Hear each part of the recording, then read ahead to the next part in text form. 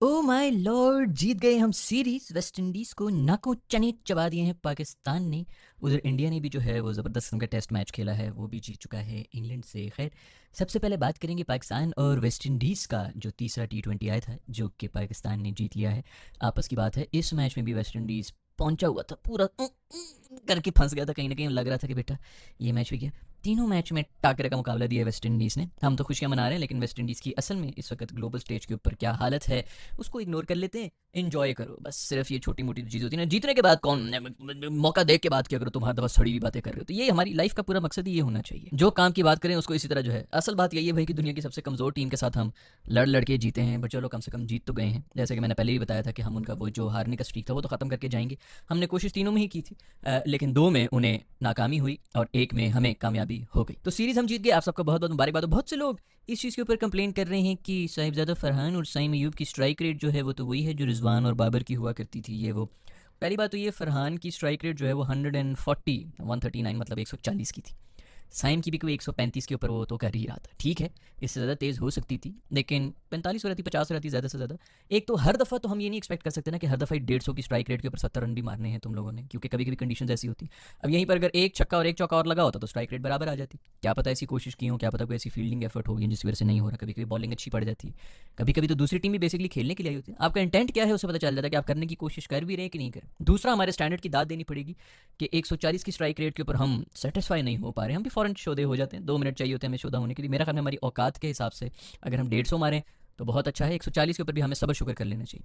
जो असल बात है वो ये है कि इनकी जो स्लो स्ट्राइक रेट हम जिसकी बात करें ना कि 135 140 स्लो है, ये रिजवान और बाबर की मैक्सिमम होती थी, ये उनकी फास्टेस्ट ये होती थी। तो ये बहुत फ़र्क है कि उनकी तेज़ तरीन इनकी स्लोएस्ट तरीन पे आए, यहाँ पर आके वो मिले हैं। तो यही बेसिकली फ़र्क है, जो कि इनके ओपन करने में है और उनके ओपन करने में नहीं था। मेरा ख्याल में इतना ही काफ़ी है। 190 रन हमने 189 बना दिए थे, इससे ज़्यादा पता नहीं, मुझे नहीं लगता कि कितने की हमारी औकातें होती हैं। हम कौन से 350 रन बनाते रहे T20 आई के अंदर कि हम ऐसे नखरे भी करें। मेरा ख्याल में तो हम शोधे हो रहे हैं, जो कि हमेशा ही हो जाते हैं। ये नस्ल ही हमारी इस किस्म की है, बिल्कुल ही ढीठ शोधे। हमें मिल रहा हो तो हम नाशुक्री करते हैं, हमसे कोई छीन के भी चला जाए तो हम आवाज़ नहीं उठा सकते। हम लोग कौम ही ऐसे हैं। तो मुझे नहीं लगता कि इसके ऊपर कोई हमें इशू बनाना चाहिए। साहिबजादा फरहान ने गालिबन 5 छक्के मारे हैं।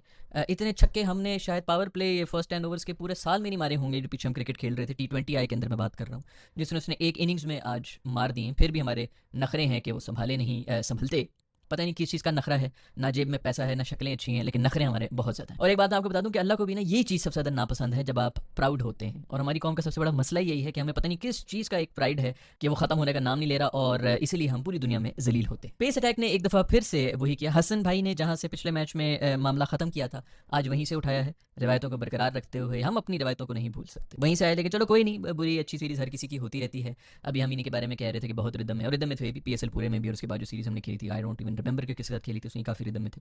बांग्लादेश के खिलाफ हम बहुत ज़्यादा नाराज़ भी थे कि मेरे दोस्तों क्यों नहीं, वो उसने काउंटी को ज़्यादा प्रेफर सही भी दे रहा था भाई। उसका पता है कि यहाँ पे कुछ 1 महीने का स्पेल है, किसी से ऊंच नीच होगी तो मैं ऐसे गायब होंगे, जब गायब होंगे तो दोबारा वापस भी नहीं आऊँगा। तो उस मासूम को थोड़ी बहुत होती है। खैर, आज उन्होंने उसी तरह कोट खाई। रूफी ने भी कुट शुट तो खाई, लेकिन रूफी ने भी बॉलिंग बॉलिंग अच्छी की है। वाइड यॉर्कर्स वगैरह मारे हैं जो कि लैंड भी हुए हैं, ये सबसे बड़ी बात है। देखो यार, आप अच्छी बॉलिंग करा रहे हो, अगला भी बैटर कभी कभी कोई ब्रिलियंट किस्म की इनिंग्स खेल के चला जाता है, वो छक्के मार रहा था, बंदा कहता है चलो यार ठीक है कि अगले बंदे ने अच्छी बैटिंग कर ली, आप बॉल तो गंदी ना कराए ना। अब पिछले मैच के अंदर, जैसा मैंने पिछली वीडियो के अंदर भी बात ये की थी कि शाहीन आफरीदी आखिरी बॉल तक तो ले गया था, बड़ा लोग कहेंगे जी डिफेंड कर दिए थे, पता नहीं 10 एक रन थे, वो भी उसने डिफेंड कर लिए। लेकिन पहली दोनों बॉलें जिसके ऊपर एक पे आउट भी हुआ और एक के ऊपर कोई रन शन नहीं हुआ थे, शायद सिंगल हो गया, तो दोनों फुल टॉसें उसने मारी थी। तो वो अगर कोई और बैटर होता तो वहीं पर पहली 2 बॉलों के ऊपर ही मैच खत्म हो जाते। बॉलें आपकी अच्छी हो रही हो, बाकी छक्के वक्के हर किसी को पड़ते हैं, हर बॉल पर पड़ सकता है, और अगले भी जो है वो बैटिंग करने के लिए आए हुए होते हैं। हमारे ये जो मसले होते हैं ना, ऐसी गंदी थर्ड क्लास बॉलिंग हो रही, तो रूफी ने आज कोट खाई, लेकिन बॉलिंग बेहतर करा रहा था। खैर, साहिबजादा फरहान की जगह नहीं बन रही थी टीम के अंदर, वो वापस आए हैं। मेरा ख्याल में, आई डोंट नो, अभी भी उन्होंने मेरा ख्याल में लोगों को भी खुश नहीं किया होगा। 2 फिफ्टियाँ तो उन्होंने मार दी हैं इसी सीरीज़ के अंदर, लेकिन यू नेवर नो कि अगली सीरीज़ में पता नहीं वो होंगे कि नहीं होंगे, क्योंकि उनकी सीट के ऊपर सबकी ही नजरें हैं कि मैंने ये वाली इसी सीट पे, फ्रंट सीट पे बैठ के जाना है, नहीं तो मैंने जाना ही नहीं। सबसे बड़ी हाईलाइट ये है कि साइम अयूब की फॉर्म वापस आ चुकी है। आज फिर बेहतरीन इनिंग्स खेली है। बैटिंग में लोग स्ट्राइक रेट के ऊपर बात कर रहे हैं, मेरा नहीं ख्याल, थोड़ा सा फंसावा अजीब किस्म की पेच है, इतनी ज़्यादा कंडीशन के साथ हम वाकिफ़ भी नहीं थे, और वैसे भी 2 मैचेस के अंदर कुछ अजीब किस्म की हमने सिनेरियो देखा है बैटिंग को लेकर। तो उस लिहाज से मेरा ख्याल में थोड़ा सा कॉन्शियस होकर खेल भी रहा था, तो कोई बात नहीं है। वैसे भी फॉर्म शॉम की भी कमी थी, वो फॉर्म वापस आ गई हैं, 50 आ रहे हैं, ये ज़्यादा बड़ी बात है कि शुगर 50s वगैरह आई हैं। थोड़ी नो थोड़ी नो लुक शॉट्स वगैरह और वो सब चीज़ें भी निकले, कॉन्फिडेंस बेसिकली प्लेयर को आ रहा है, ये अच्छी बात है।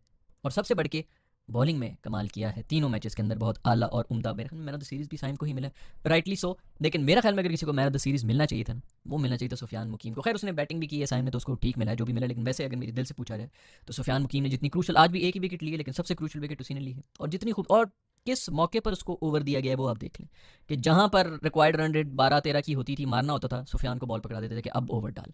इसमें बैट्समैन पूरी तरह से तैयार होते थे कि अब मारना है हमने भाई, यही ओवर है, इसके अंदर 12-13 करने पड़ेंगे, नहीं तो हाथ से निकल गई। उधर आके बॉलिंग कराता था और 3-4 रन देके जा रहा था। 2 दफ़ा सबसे मुश्किल ओवर इसको पकड़ाए गए हैं, दोनों में इसने बचाए, ये ज़्यादा इंपॉर्टेंट है। अब T20I के अंदर ऑल आउट नहीं होते। ये जो विकेटों के जो सारे, जैसा मैंने पहले भी एक पता नहीं 5,000 दफ़ा बोल दिया कि जो सारे माइलस्टोन्स हैं वो गलत हैं, 50 और 100 जो है ये ODI के और टेस्ट के स्टैट्स हैं, ये T20I के नहीं होने चाहिए। T20I के अंदर 30 होना चाहिए विद स्ट्राइक रेट, कि 30 की है और किस स्ट्राइक रेट पे की है।